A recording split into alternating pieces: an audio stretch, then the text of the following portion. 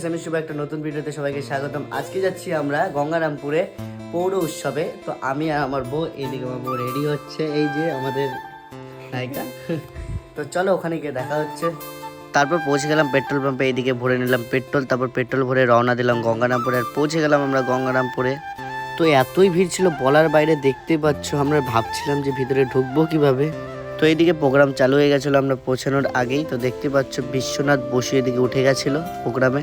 আর একজন আসবে আছে অরুণিকা কাঞ্জিলাল। তো অনেক অপেক্ষা করার পর উঠে গেল আমাদের প্রিয় সিঙ্গার, যার নাম হচ্ছে অরুণিকা কাঞ্জিলাল।